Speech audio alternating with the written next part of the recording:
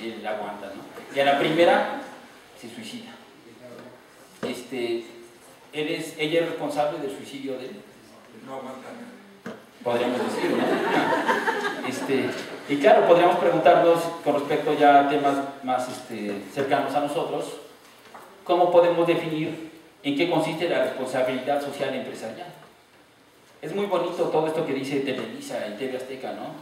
Señal con valor, tienes el valor o te vale, una serie de eslogans así extraños que hay que verlos con atención, pero que en el fondo no aporta nada de responsabilidad social empresarial.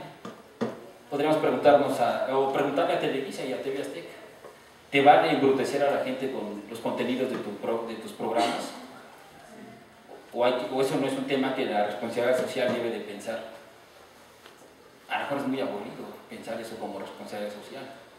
¿Qué hay que hacer? Embrutecer a la gente, le haces un teletón, un juguetón o algo así, dona todo lo que puede y después te pintas tú como el gran héroe de la película, ¿no? Pero ahí no se ve realmente el horizonte de la responsabilidad social. Porque la responsabilidad social no tiene que ver pues, con actitudes altruistas, ¿no? Hemos llegado a lo que se denomina la caridad empresarial, ¿no? Ahora, si tenemos suerte, si algún señor, niño, lo que sea, tiene algún problema de motricidad y llega el Teletón a su pueblo y le ponen ahí esas cosas que construyen un CRIT, pues qué bueno, ¿no? Se ha visto beneficiado. ¿Eso es ser responsable socialmente? Por un lado, yo creo que no. Eso responde a la caridad de los sujetos. Y en este caso, también a la caridad empresarial, ¿no? Entonces hay que distinguir entre caridad y responsabilidad social empresarial. Bueno, más allá de esto, sigamos un poco más. Bueno, y los propios códigos éticos tienen graves fallos que los invalidan. Por ejemplo, cuando la moral es una situación que acontece, es paradójica, ¿no? Es intersubjetiva, pero a la vez es individual. Es decir, nosotros más o menos tenemos la moral de nuestros familiares, de nuestros maestros de primaria, maestras secundaria, preparatoria y universidad en todos sus niveles.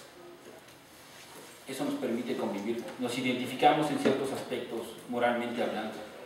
Pero por otro lado no tenemos exactamente la moral de nadie con los que estamos conviviendo.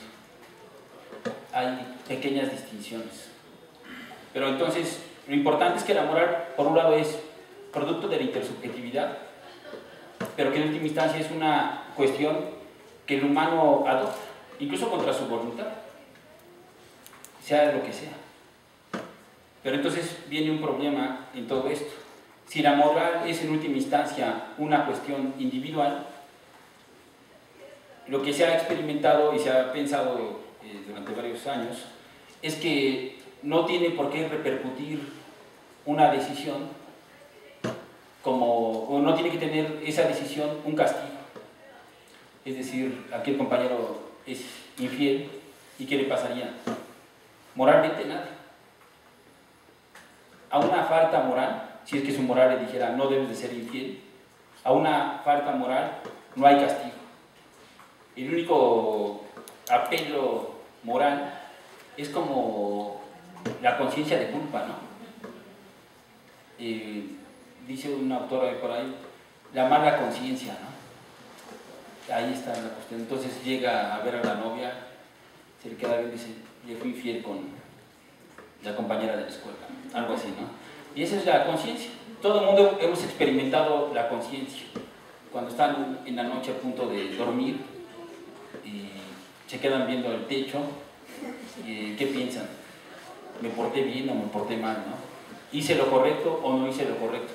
Que cada pregunta lleva distintas respuestas, pero en todo caso hay códigos de ética que vienen con sanciones, por ejemplo. Entonces está atentando primero contra la definición de moral y segundo está atentando contra lo que es propiamente la moral. La moral es ¿cómo se dice? No debe ser castigada la violación de ninguna norma moral por ninguna autoridad externa al sujeto, o si no ya eso se convierte como en derecho positivo. lo cual trasciende el horizonte de la moral. Claro, hay todo un debate de cómo se funda el derecho positivo a partir de cuestiones morales y tradiciones religiosas que no vienen ahorita al caso, ¿no? Pero bueno, dice, además la calidad de vida que el capitalismo ofrece a través de la relación salarial es dejada completamente de lado por estos códigos morales y por la responsabilidad social empresarial. O sea, ese sería un tema central. ¿Qué calidad de vida le da el mundo empresarial a sus empleados? Eso no hay que tomarlo en cuenta.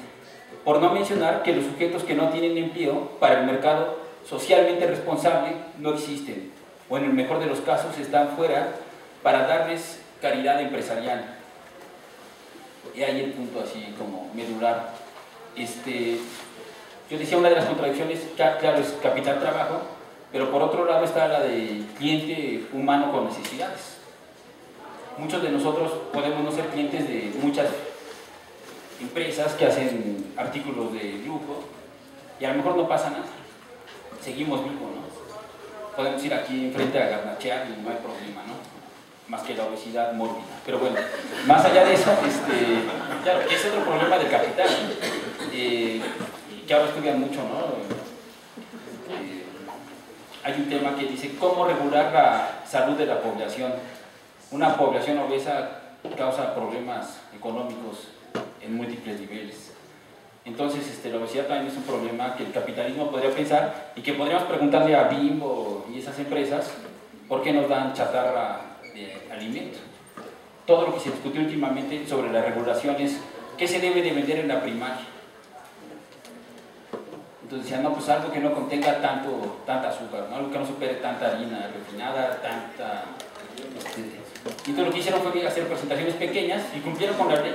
Entonces llega el niño y compra lo que quiere y se pone igual de obeso, ¿no? O sea, no hay problema.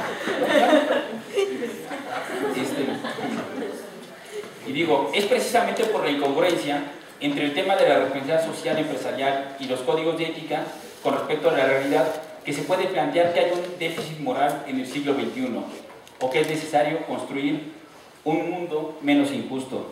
Pero bien, traía más cosas, pero ya me he extendido y falta mucho. Y creo que en algún sentido el tema está planteado. Muchas gracias.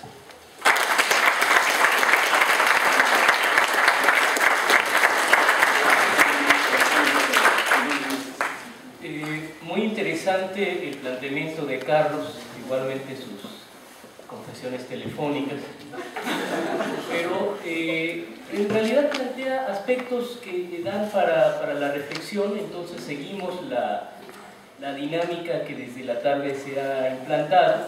Si tienen ustedes preguntas, comentarios, tienen la palabra. Una pregunta. Estos dos conceptos o tres de capitalismo, ética y moral, que son intangibles y que adquieren significado en un contexto y un momento histórico precisos, ¿por qué existe esta disociación entre estos conceptos? O sea, los actores que llevan a cabo, que aplican de alguna manera estos conceptos, no sé, el empresario que tiene ansias de poder, no tiene esa moral, es imposible hacer esa conclusión entre estos conceptos. Y otra pregunta haciendo alusión a la plática anterior con respecto a la deuda. Las deudas públicas y el rescate a las empresas, por ejemplo, Estados Unidos, el rescate a la industria automotriz, ¿por qué esas deudas se sociabilizan y las ganancias se individualizan? Aquí carecemos de una aplicación de códigos éticos adecuados, no hay una reglamentación adecuada. ¿Por qué no hay esa reglamentación? ¿Por qué no se ha aprendido ya ahorita de esos errores? ¿Por qué no se castiga el Estado, que es regulador en este caso, no aplica la legislación o crea una legislación o un organismo adecuado? Sí, ¿qué podemos decir exactamente? Por un lado, preguntas, ¿por qué está disociado el capitalismo, la ética y la moral? No, precisamente de lo que yo intenté mostrar aquí es que no están disociados. Hay una moral funcional al capitalismo, ¿no? Yo puse dos ejemplos así rápidos, ¿no? Llegar puntual al trabajo, la puntualidad es algo raro, ¿no? El mexicano puede llegar puntual al trabajo si no lo quiere perder, ¿no? Pero fuera de eso es impuntual así por excelencia, ¿no? Llegan 20, 30, una hora después, ¿no? Todo el mundo hemos encontrado seres así en México, ¿no? No, pues. No más. Me abstengo. Puedo ir aquí a cualquier joven. No, no es cierto. Más allá de eso, habría que pensar, o sea, la puntualidad es uno.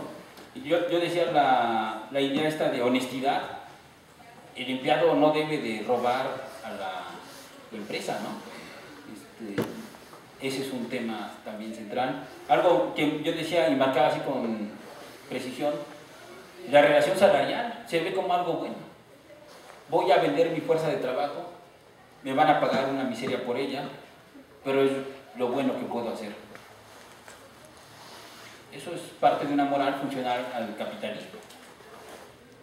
Entonces, la primera cuestión, ¿por qué está disociado la moral y el capitalismo? No, no están disociadas.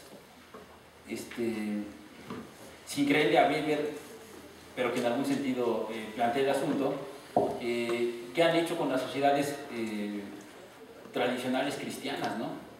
Así como la mexicana, ante los llamados procesos de modernización, ¿no? Pues nos han quitado las fiestas cristianas, ¿no? ¿Para qué? Para ponernos a trabajar más. Entonces, por ejemplo, se puede decir que es malo celebrar al santo del barrio donde vives, ¿no? Así tal cual. Entonces tú no debes de faltar. Eso responde a una moral también. Y bueno, y podríamos pensar otros ejemplos. Y tú preguntas, ¿y la ética qué relación tiene con el capitalismo? Bueno, la ética es un saber, y como todo saber tiene distintas vertientes, múltiples. Imagínense, lleva más o menos unos 2500 años de pensarse sobre la ética. Es muchísimo. ¿Cuántas escuelas de ética no hay? Muchísimas. Y evidentemente en el capitalismo surgen escuelas de ética que son muy funcionales al propio capitalismo, ¿no? Así, de las más clásicas está la utilitarista, de John Stuart Mill, el pragmatismo norteamericano, de Richard Rorty. Claro, todo esto lo tendríamos que aclarar, pero la máxima utilitarista, ¿no? Que es un imperativo moral que dice, ¿no? Haz aquello que mayor placer cause al mayor número de personas, ¿no? Entonces se ha pensado ese principio o esa máxima como una máxima completamente funcional al capitalismo. Decía uno de mis maestros, pues Coca-Cola cumple con ella. Haz aquello que cause mayor placer al mayor número de personas. Entonces te dan un agua negra, ¿no? Y uno es feliz tomando aguas negras. Y no solamente eso, después agarras una botella de lo que quieras y le pones agua negra. Entonces ya no sabes beber, entonces arruinas el sabor de la bebida y por otro lado arruinas tu cuerpo y arruinas tu sentido del gusto, por poner un caso. Y está cumpliendo con la máxima. Entonces hay una serie de... El propio, yo decía que iba a citar, pero ya no llegué a la parte, Amartya Sen, su reflexión moral es ad hoc al capitalismo, es decir, es una reflexión ética al final de cuentas, que es funcional. Entonces estos conceptos que son abstractos y que sirven para referirnos a múltiples cosas, sí están vinculados aquí. Y de hecho lo que yo estoy haciendo es vincularlos, pero no desde una perspectiva funcional. Yo me alejo del utilitarismo, me alejo del pragmatismo, yo decía del propio Amartya Sen, y yo vengo de otra escuela filosófica, así en concreto, que se llama Filosofía de la Liberación, y creo que somos críticos de la forma en que se relaciona ética, moral y capitalismo de forma funcional. Nosotros decimos tenemos que invitar a la reflexión para que ustedes adquieran sentido en su quehacer cotidiano, ¿no? Claro, como administradores llegarán y ahí se verá la moral que les han impuesto, por un lado, también a mí supongo, que por ejemplo es la de obedecer en la empresa, ¿no? Si desobedeces, pues estás fuera de la empresa. Pero uno se podría preguntar, hacer o formular preguntas éticas, ¿no? ¿Es justo que yo despida a tantos empleados? No sé, el dueño de la empresa acosa a fulanita, no quiere y me dice despídela. ¿Por qué? Porque no se quiere acostar conmigo. Entonces llegan ustedes y la despiden así. Claro, lo van a hacer. No hay más. pero a lo que, entre otras funciones de la universidad, tiene que estar invitar a la reflexión. Entonces sí hay una vinculación irremediable entre ética, capitalismo y moral, ¿no? En ese sentido.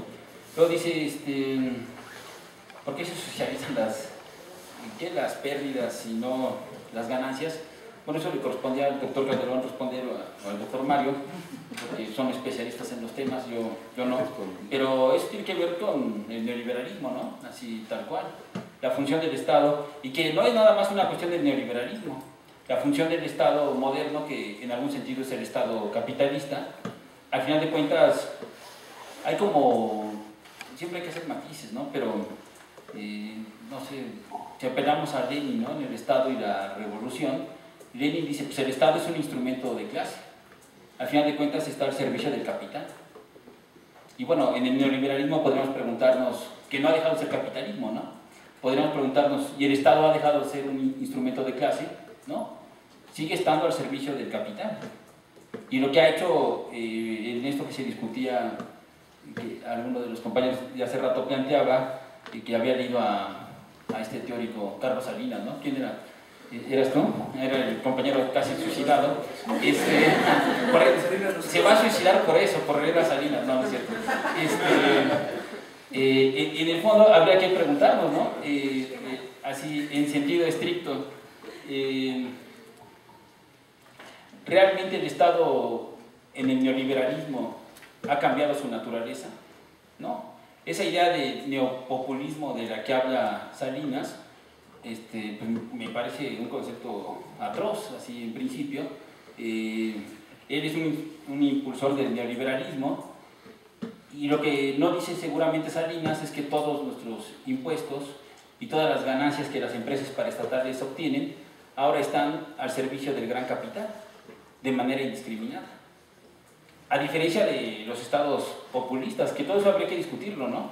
¿Hasta qué se entiende por populismo? Creo que es un debate que se ha intentado replantear ahora, ¿no? Y se está escribiendo al respecto, porque nosotros tenemos estrictamente la visión neoliberal del populismo, y ahí la expresa Salinas, lo más seguro. Sí, pero resulta ser que este país en gran parte se construyó bajo una perspectiva populista, y lo que tenemos ahorita son 5 sexenios de neoliberalismo que lo tienen destruido.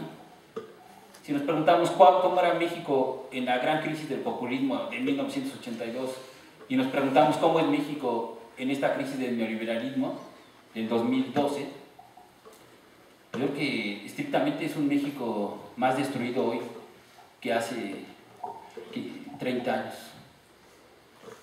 Entonces tenemos que repensar primero qué es el populismo. Hay que ponerse a estudiar seriamente a los gobiernos priistas, ¿no? Claro, yo no digo que no hayan sido asesinos y cuestiones por el estilo, ¿no? Basta pensar lo que decían del 2 de octubre, evidentemente, ¿no? Hay una serie de fenómenos, de movimientos sociales, ¿no? Mataron médicos, ferrocarrileros, estudiantes, campesinos. Eso sí lo hizo el Estado populista, ¿no? Pero por otro lado también hubo inversión pública, increíblemente. Yo, como siempre digo, la UAM es como un resabio de aquella inversión pública, ¿no? Todavía la fundó Luis Echeverría, por cuestiones múltiples, pero la fundó. En cambio nos podemos preguntar, ¿qué presidente ha fundado una universidad en esta Ciudad de México? ¿Qué presidente neoliberal? Impensable.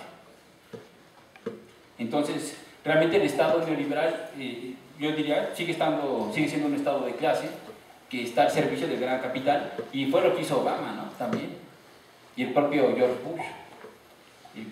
¿Qué hay que hacer? Salvar al mundo empresarial, salvar al capitalismo. Eso se llama, en la tradición de filosofía política, razón de Estado. La última razón de la existencia del Estado es salvarse a sí mismo y salvar la relación social que representa, en este caso, la relación social capitalista. Entonces la gente no podría merecer las ganancias privadas, si no merece ni siquiera lo que se recauda a través de impuestos y de las ganancias de las empresas paraestatales, como de Pemex, pues menos merecería lo que invirtió el compañero, que es creo ingeniero, ¿no? Entonces, invirtió un capital, ganó tanto, ¿por qué va a socializar su ganancia? Eso iría contra la lógica del sistema, ¿no? Pero bueno, por ahí sería la cuestión. Bien, gracias Carlos. Otra pregunta por acá. Sí, ahorita esto último que mencionaste de que no hay merecimiento de los propios impuestos. Bueno, precisamente hace 30 años la parte publicitaria era se van a quitar servicios y se van a bajar impuestos. Entonces allí algo falló, ¿no? De alguna manera, evidentemente. Y pues de alguna manera, si se supone que estamos en una república donde los contribuyentes financiamos, ahí, o sea, esa moral, ¿qué pasa ahí con esa moral? ¿Qué nos puedes comentar de esa moral? Donde se hizo una promesa en un horizonte, se cumple y aparte somos los que financiamos el propio verdugo. ¿Qué nos puedes decir al respecto? Otra es sobre, bueno, ahorita tú hablabas también de la cuestión del mayor placer posible que nos puede dar Coca-Cola, pero ¿qué tanto esto puede ser moral, por así decirlo, si ellos obtienen un lucro al respecto? Y en ese sentido también en el aspecto del Teletón, donde pues, no solamente se deducen impuestos, si se deduce impuesto y se hace publicidad, ¿dónde está allí la moral en esa cuestión concreta? Y por último, ¿qué nos puedes decir? Es muy curioso, ¿no? Cómo, bueno, el marxismo apelaba al origen material, digamos, de las relaciones sociales, y sin embargo había un postulado ético, un postulado ético en el sentido de reivindicar a una mayoría, digamos, otro estilo de democracia, y el capitalismo, que es un mundo de cosas, y sin embargo se debate en una manera de generar cuestiones no materiales como ciertas necesidades o un entusiasmo, decir, es que son tus ideales, son tus ganotas que le eches, o sea, como hay una contradicción, ¿no? O sea, el materialismo que de alguna manera desnudaba las relaciones sociales a través de lo material y sin embargo reivindica una cuestión ética, ¿no? Que es un igualitarismo, y en el capitalismo que dice que todo depende de tu voluntad, de una cuestión subjetiva, cuando lo que se está gestionando son intereses materiales. ¿Qué nos puedes decir de ese juego contradictorio? Bueno, hay que como hacer matices ahí en esta participación. Claro, hay todo un debate, ¿no?, sobre cómo Marx plantea el análisis del capital, estas cuestiones de lo material. Siempre es raro, ¿no?, cuando uno lo lee a Marx, qué está entendiendo por lo material, ¿no? Así, y lo que se ha discutido mucho es que lo que se están analizando son relaciones sociales de producción que tienen una expresión jurídica sancionada por el Estado, ¿no? Por ejemplo, la relación salarial no es una relación material, ¿no?, así tal cual. Yo decía, es una relación ética, política, jurídica, así de entrada. Y bueno, y habría que pensar que la moral, yo dije, hay distintas morales. La moral de mi abuelita tiene un concepto de qué es el bien, qué es lo correcto y qué es lo justo. Pero la moral de otro sujeto puede tener otro concepto de qué es el bien, qué es lo correcto y qué es lo justo. A lo que voy, no podemos hablar que la moral habla del bien o plantea qué es el bien.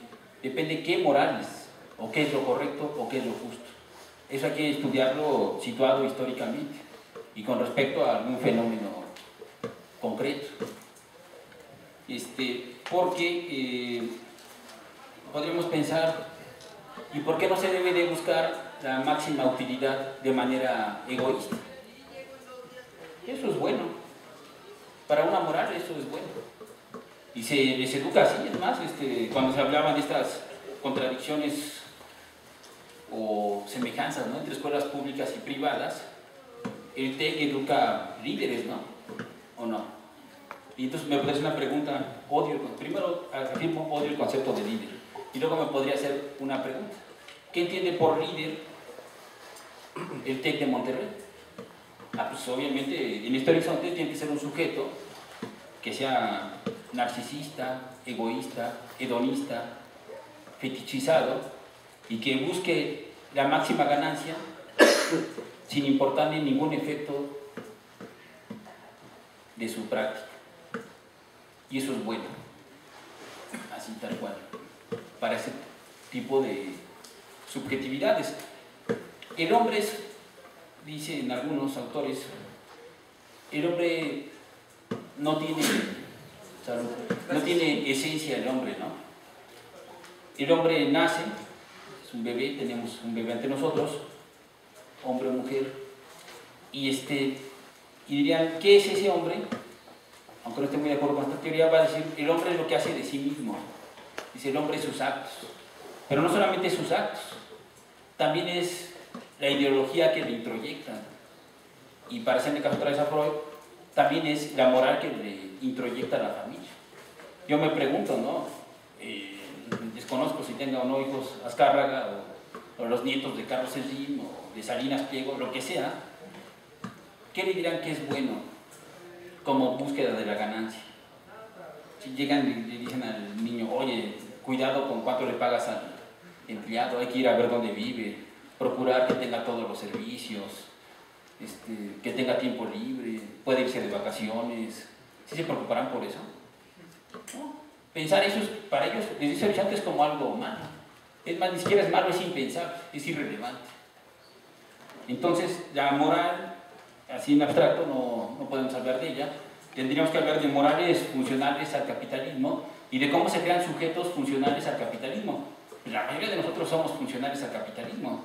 Tan lo somos que estamos en instituciones bien formalizadas, ¿no?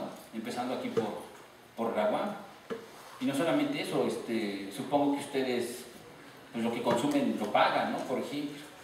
Y para tener recursos hay de dos, o los mantienen sus papás o alguien, o por otro lado se ponen a trabajar. Y lo más seguro es que estén buscando trabajos formales. Eso tiene que ver con la creación de una subjetividad ad hoc al capitalismo. Y todo lo que estamos haciendo lo vamos juzgando como bueno. Claro, puede haber otro tipo de morales que todo lo que se haga en contra del capitalismo se juzga como bueno. Hace rato se hablaba qué es mejor, ¿no? O cómo es funcional el mundo de la droga al capital, ¿no? Y yo creo que sí es funcional, es muy bueno. Yo me preguntaba, ¿qué es ser joven, no? Y bueno, y para mí la juventud, que ya quedó hace varias décadas en mi vida atrás, para mí la juventud era como rebeldía. En cambio, de repente ya cuando fui entrando a la edad adulta, pasó una telenovela, ¿no? En Televisa que se llamaba RBD, ¿no? Que seguramente ustedes ya vieron.